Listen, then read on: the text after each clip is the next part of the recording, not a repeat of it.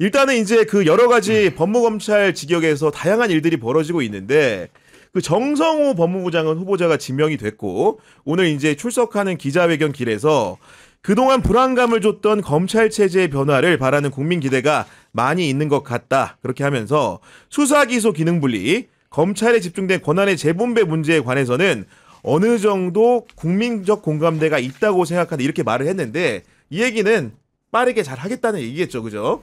근데 온도차는 조금 있죠. 그러니까 예를 네. 들면 박찬대나 정청래 지금 대표에 나온 분들은 추석 전에 끝내겠다. 마치 우리가 쫙 가겠다.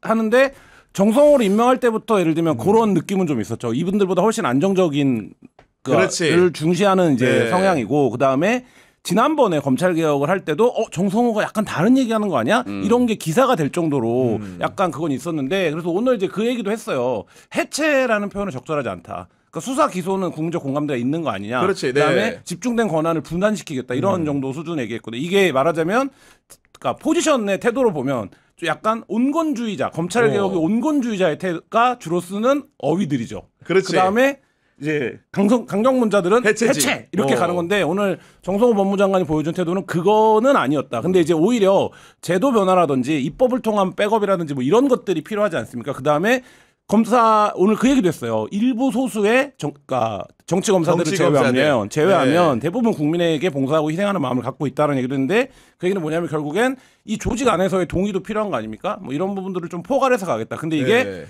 오매불만 검찰 개혁만 기다리시는 분들한테는 조금 답답한 속도감일 수 있죠. 궁금하다 약간. 네. 그래서 저도 오늘 검찰 얘기한다고 해서 내부 취재를 좀 해봤는데 내부에서는 그 정성호 장관을 임명한 걸 두고 그래도 파격적으로 급진적으로 하진 않으려고 하는 것 같다라는 소통 가능한 인물이다. 민정수석까지 포함하여 그래서 검찰에서는 그 수사권 기소권보다는 수사권에 굉장히 집중하더라고요. 수사권에 수사권을 안 주면 안 된다. 그래서 지금 본인들이 원하는 것은 공수처처럼 특정 분야의 어떤 분야만 담당하는 그 검찰에서 또 떼서 다른 분야를 만들어줘라. 다른 이름으로. 딱 경제면 경제. 뭐 형사면 형사. 요렇게만 딱 하겠다. 특별한 형태의 그런 범죄 수사를 할 수 있는 별도의 청을 만들어 달라. 그러면은 권력이 분산되지 않느냐. 이런 모델은 원래부터 검찰 내에서도 많이 연구해 왔고 동의하는 부분이다. 근데 이제 방금 말씀하신 것처럼 정성호 법무장관이 했던 말과 좀 일맥상통하는 부분도 있죠. 근데 오늘 국정기획위원회에서 여러 가지 검찰 개혁 관련해서 말하는 걸 들어보면은 큰 포맷에 대해서는 정성호건 정청래건 박찬대건 다른 게 없어 보이는 게 일단은 수사 기소 불린 대전제이기 때문에 그러면 행안부 소속으로 중대범죄수사청을 만든다는 거고 기존의 이제 검찰청은 아마도 법무부 산하의 공수청으로 된다는 건데 그런 구상에는 변화가 없는 거 아니지 않습니까? 변화 없고 정성호 그 후보자가 그러니까 이재명 대통령이 후보자이던 시절에 검찰 개혁은 일종의 아이덴티 같은 거다라는 얘기를 했어요. 그러니까 이 정권에서 검찰 개혁을 안 할 거다라고 생각하는 사람은 아무도 없습니다. 근데 이제 그거를 박찬대 정청래 후보처럼 일선에서 필드에서 떠야 되는 사람은 제가 초전 박살 내겠습니다. 이렇게 얘기하고 들어가는 거고 정성호 의원은 이제 어쨌든 자기가 기관의 장으로서 이걸 관리해야 되는 입장, 조율해 가야 되는 입장에 있으니 3회 정도 안에 TKO로 안 끝나겠어요? 뭐 이렇게 이제 표현하는 거지. 어쨌든 이 문제를 바라보는 사안은 같고 제도적으로는 지금 박형광 기자 얘기한 것처럼 야 검찰 해체 이게 중요한 게 아니라 수사랑 기소를 어떻게 분리할 거냐. 근데 수사 기능을 그러면 어떻게 구성을 시킬 거냐. 맞아요. 그럼 이거를 다 경찰에 줄 거냐. 그런 부분들에 대한 법조에서의 그 반발도 있어요. 그러니까 이 경찰이 이제 말하자면 비대해지니까.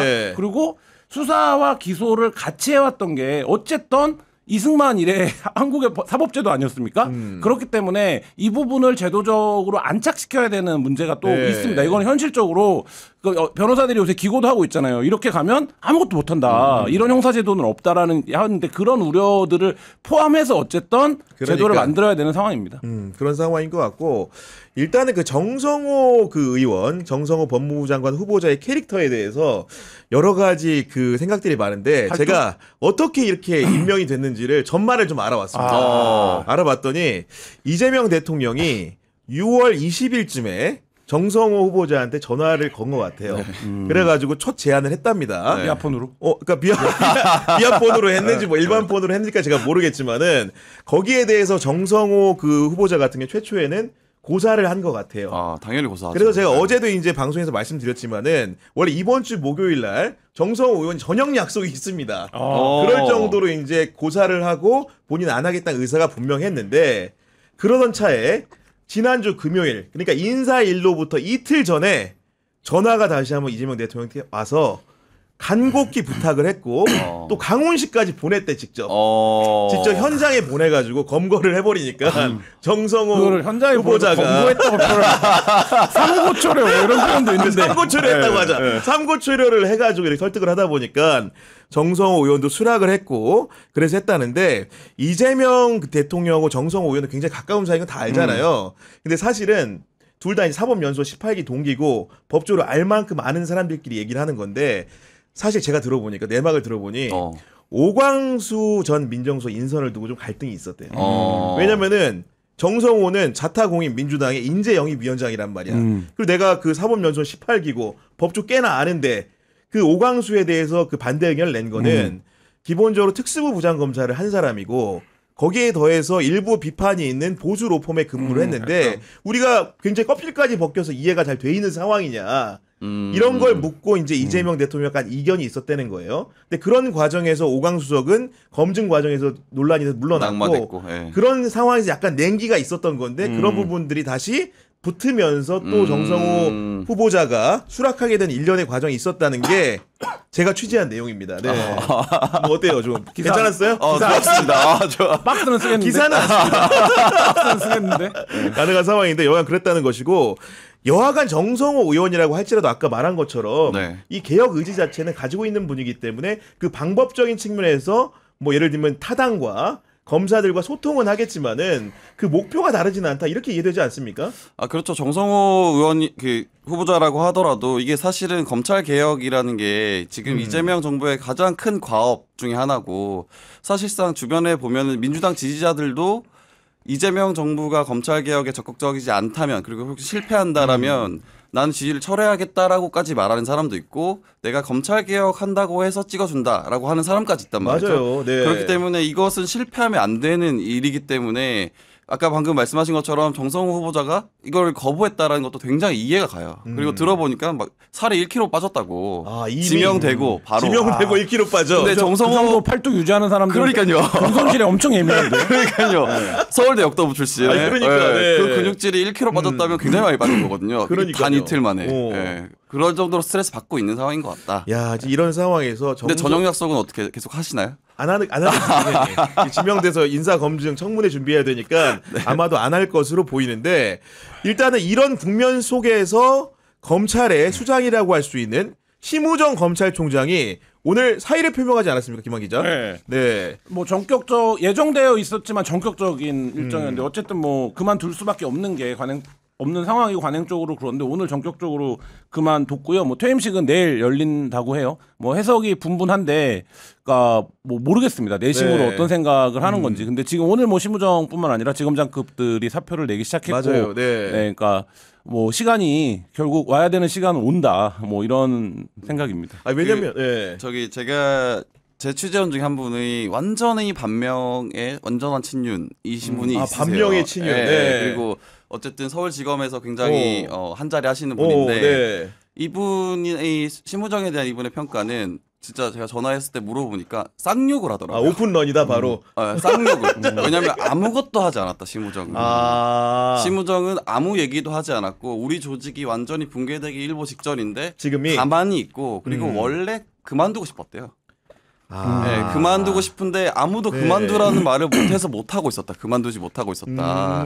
그리고 본인의 딸에 대한 의혹이 계속해서 나오는 것을 굉장히 꺼려했다. 부담스러워했다. 굉장히 부담스러워했고 그리고 이제 이분의 추측은 심우정이 갑자기 그만둔다고 한 것은 그 전날 저기 민정수석 임명됐으니까 보국이 이제 임명됐으니까 와가지고 얘기했을 거다. 이제 그만둬라. 그래서 아마도. 아싸 하고 그만뒀을 거다.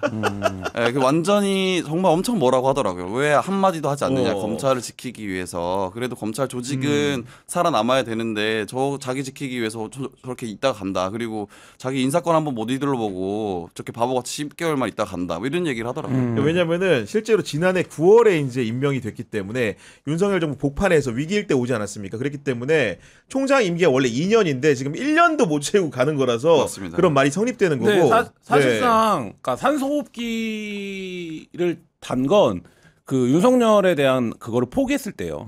이미 그때 총장으로서의 그렇죠. 기능을 잃었고 맞아요. 본인 네. 딸 문제가 겹치면서 아예 이제 거동도 움직일 수도 없는 이런 상황이 됐고 그런 상황에서 지금 이제 얘기하신 것처럼 이 검찰의 그 현판을 내리는 총장이 된 거잖아요. 어쨌든 결과적으로 다음 결과적으로, 총장은 네. 다음 총장은 이름이 뭐라고 되던 기능이 어떻게 바뀌던 새로운 시대를 여는 총장이 될 맞습니다. 텐데 근데 본인이 그 역할, 그러니까 검찰 역사에서 가장 말하자면 검사들이 보기에는 뭐 외부에서는 그렇게 크게 뭐 기억할 일은 아니겠습니다만 검사들이 볼 때는 야 이거 검찰 망한 거 심우정 때문이잖아. 이 평가를 받게 됐죠. 어쩔 수 없을 겁니다. 아니 제가 보기에는 이건 추측입니다만은 지금 많은 분들이 검찰총장이 자리에서 물러나기 때문에 새로운 검찰총장을 채울 거라고 생각하는데 저는 이 정부에서는 그런 부분 고민할 거라고 봅니다. 왜냐하면 공석으로. 검찰청이 네. 분리되기 때문에 공석으로 하고 대행으로 가면 더 식물이 돼버리거든. 집단적인 저항 자체가 불가능한 상황을 검찰청을 만들어 놓고 그런 수까지 심우정이 못 봤기 때문에 지금 사표를 던진 걸로 보이거든요. 아마도 이재명 정부는 그런 수까지 보고 지금 뭔가 인선 작업을 할 수도 있다 이런 생각이 들고 지금 심우정 검찰총장 같은 경우에는 사직 입장문을 냈는데 아까 말한 대로 강력한 의견이 없어요. 예를 들면 본인의 조직을 보호하겠다 하면은 수사 기소 분리는 절대 안 된다. 뭐 목이 칼이 들어와도 안 된다. 이런 식의 반응이 있어야 되는데 부작용이 생길 수 있다. 심도 깊은 논의를 거쳐야 된다. 이런 정도의 톤이거든요. 이거 정치권에 사실 이런 표현이라는 거는 죽어도 안 된다 이런 게 아니잖아요. 지금 그리고 보니까. 이게 네. 보면 약간 거의 3인칭 화법이잖아요. 그러니까 뭐 나는 모르겠다, 너네가 알아서 잘 해봐라. 나는 간다. 이런 뜻이기 남일처럼. 때문에 네. 그러니까 내부에서 부글부글 할 수밖에 없는 거죠, 사실은. 아니, 여기가 어쨌든 특수보검사 출신 아닙니까? 알고 있어요. 자기가 내란과에 관련된 연관성도 이제 추궁을 받을 거고. 그렇죠. 조사를 받게 돼 있는 거죠 지금. 그다음에 네. 그 수사 과정에서 수사가 확대되는 과정에서 한 거 포기한 거에 대한 어떤 책임, 그다음에 거기에 이제 어떤 카르텔이 있었는지 이 부분도 이제 자기에게 닥쳐올 일이고. 맞아요. 그다음에 그 재기 수사한 도이치모터스 주가 조작 사건 관련해서도 그렇지. 뭔가를 봐줬는가 이게 이제 다 겹쳐오고 지금 딸 문제는 공수처에 고발되어 있기 때문에 이건 어쨌든 갑니다. 그러면 본인이 이 4개의 혐의 앞에 지금 자기가 서 있는데 이제 본인의 운명을 알고 있겠죠. 자기가 더 이상 말하자면 도발을 한다든지 뭔가의 발작 버튼을 눌러버리면 내가 어떻게 될 것인가 이 부분에 대한 상당한 이제 말하자면 불안 속에서 퇴임을 지금 하는 상황인 거죠. 네, 검사 출신들의 대응이 참 비슷한 거는 오광수 전 수석도 자기 일에 관련된 여러 가지 의혹에 대해서 검찰 수사가 될 것 같으니까 이제 그만둬 버리거든요. 마찬가지로 심우정도 사실은 이게 싸워가지고 버텨서 해봐야 죽는다라는 거를 수사해본 사람이라 아는 거예요. 그러니까 경험칙으로 차라리 이쯤에서 내가 빠르게 물러져도 페이드아웃을 하는 게 그나마 본인의 그렇죠. 피해를 최소화하는 거다. 이런 정도의 상상을 하는 것 같아요. 보니까. 이런 걸 보면은 그런 생각이 좀 들어요. 기자들이 질문을 해보긴 하지만 받아보긴 힘들잖아요. 그렇지. 저도 예. 유튜브 처음 딱 나올 때 네. 질문 받고 너무 당황스러운 거예요. 제가 질문을 받아본 적이 없는데 답을 해야 된다는 게 검찰 출신의 어떤 정치인이나 검찰의 고위직은 다 비슷하신 것 같아요. 약간 그런 점에서. 그러니까 본인이 수사는 해봤지만 본인에 대한 혐의가 던져졌을 때 그것에 대해서 대응할 때 어떤 싸우거나 돌파해 나가는 것보다는 이게 뭐지? 하다가 그냥 일단은 피하고 보자. 이런 식으로 많이 끝나는 것 같습니다. 그러니까 실제로 보면 예전에도 정권 교체의 역사 속에서 검찰총장이 중도의 자리를 포기한 경우가 많았어요. 예를 들면 대표적으로 박근혜 탄핵된 다음에 박근혜 정권이 문재인 정권으로 바뀌었잖아요. 그때 김순환 검찰총장 네. 민정수석 조국 임명되자마자 당일에 그만둡니다. 지금 이제 보면은 여기 같은 경우에도 그 검찰총장 같은 경우, 심우정 총장 같은 경우가 마찬가지로 봉욱 수석이 임명된 다음 날에 바로 그만두는 거고 우리 노무현 정부 때도 보면은 검사와의 대화한 다음에 취임 후 4개월밖에 안 된 김가경 총장이 그만두거든요. 정권 교체 때는 늘 그래왔던 일이긴 한데 아까 말한 것처럼 지금의 검찰 상황은 노무현 정부 때보다 문재인 정부 때보다 훨씬 더 풍천등화하기 때문에 그 총장의 존재가 좀 중요해 보였었는데 조직원들 입장에서는 완벽하게 방패막이가 제거돼 버린 거죠. 지금. 네, 그러니까 앞서 말씀드렸던 본인에게 지금 닥쳐진 혐의 앞에서 본인 지키기도 지금 쉽지 않아 보이는 상황이고 이거는 뭐 여담입니다만. 그러니까 기자들이 보기에도 외부에서 보기에 민정이 센 자리인가 봐 이런 생각이 드는데 저는 검찰 출신들은 민정이 오면 오금이 약간 저려하는 것 같아요. 민정수석 키를 이제 대면하게 되면 네. 그래서 그러니까 예를 들면 뭐 봉욱과 뭐 지금 심우정의 기수 차이 뭐 이런 것들도 얘기가 나오는데 그러니까 이게 이제 문제 없을 때는 외부에서 볼 때는 티가 안 나잖아요. 민정이 무슨 일을 하는지. 그러니까. 근데 이 민정이 딱 들어오고 민정이 들어오면 어떤 민정의 이름이냐에 따라서 검찰 조직 전체가 뭔가 짓눌리는 것 같은 느낌을 네. 구도적으로 하는데 지금 이제 말하자면 진용이 갖춰지면서 심우정이 더 버티기 어려워진 상황이 된 게 말씀하신 것처럼 민정수석이 되고 나서 바로 사퇴하는 모양새가 되는 게 이거 못 버티겠다라는 그러니까. 이제 어떤 판단을 한 거죠. 지금 국정위원회에서 국정기획위원회가 사실 두 차례 검찰 업무 보고를 받으려고 하다가 빠꾸를 놨죠. 지금 이제 검찰총장 나갑니다. 대검이 보고하는 거니까 대검 차장 이진동 또 사표 냈어요.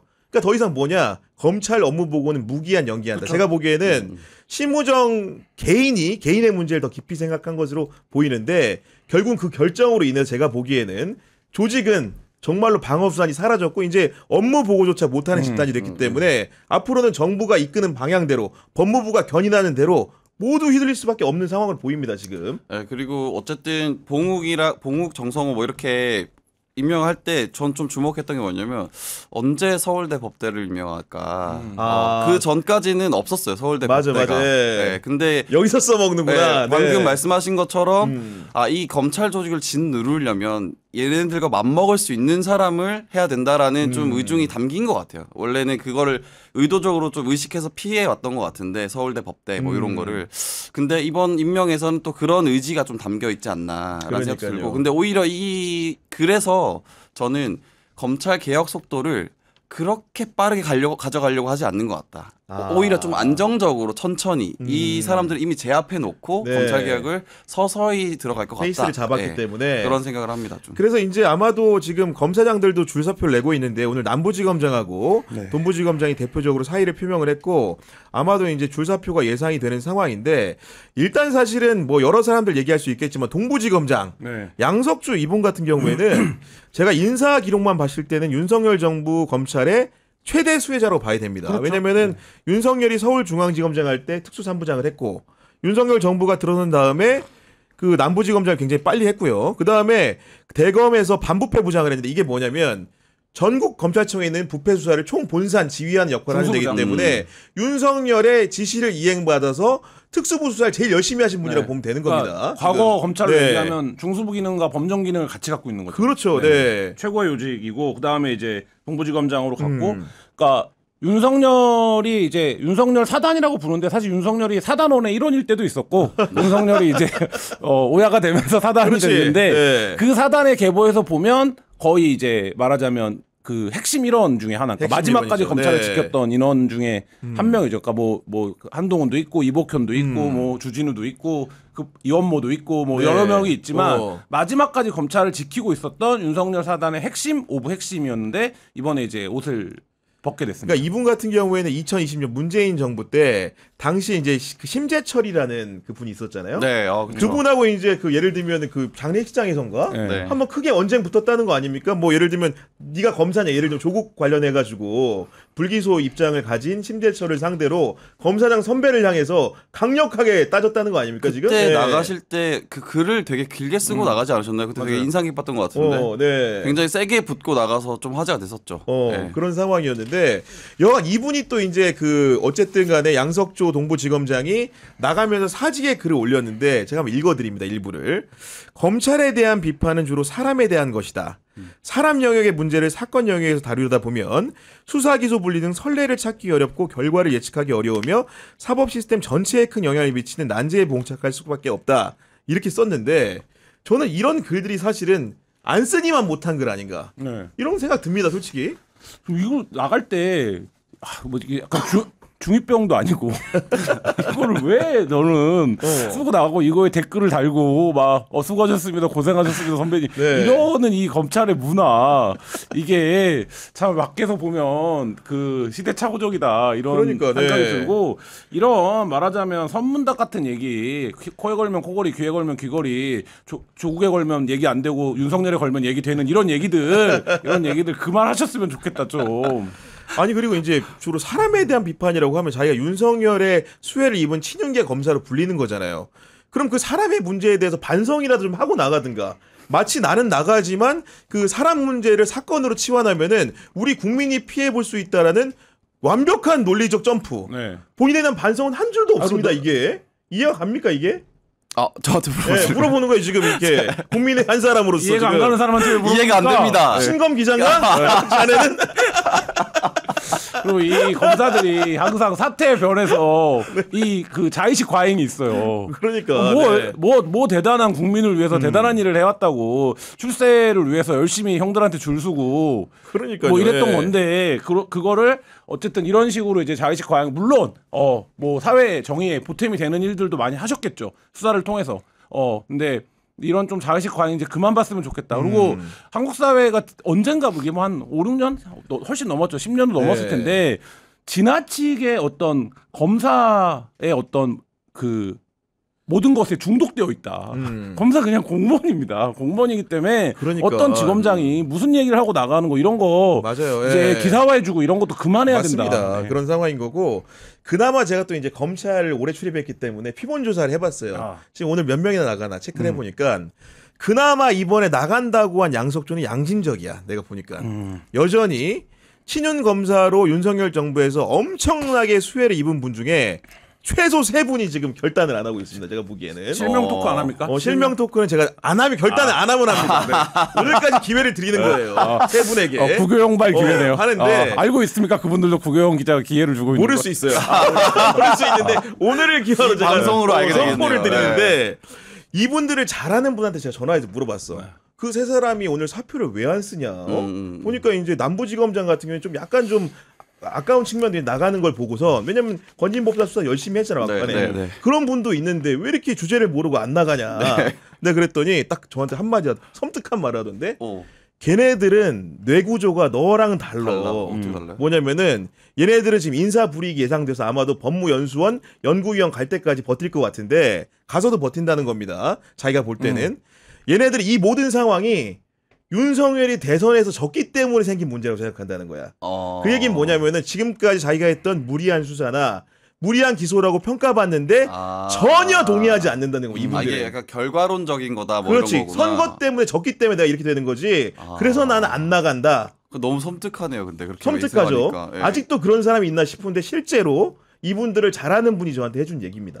이게 그러면 네. 그 뭐 내가 뭐 성공하면 혁명, 뭐 실패하면 반역, 뭐 이 얘기인 거잖아요. 사실 어떻게 보면. 그렇죠. 네. 근데 이런 사람들이 되게 소수겠죠?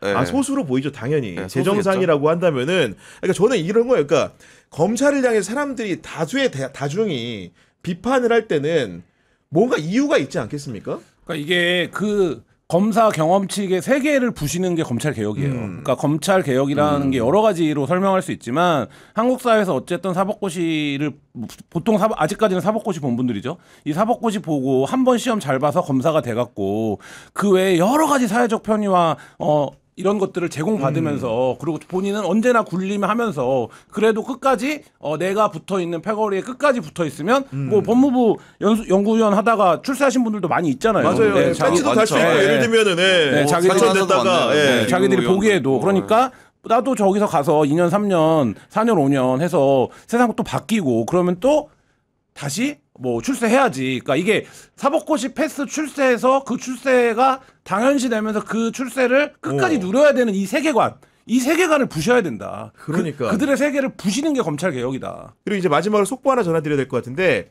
서울 동부지검장에 양석조 나간 자리에 이문정 부장검사가 보임이 됐다는 얘기고 남부지검장에 김태훈 검사가 됐다고 했는데 그리고 대검차장에 노만석 아마도 검사장이겠죠. 이게 된 것 같은데 이문정 검사가 동부지검장이었다. 이건 빅뉴스네요. 빅뉴스네요. 네.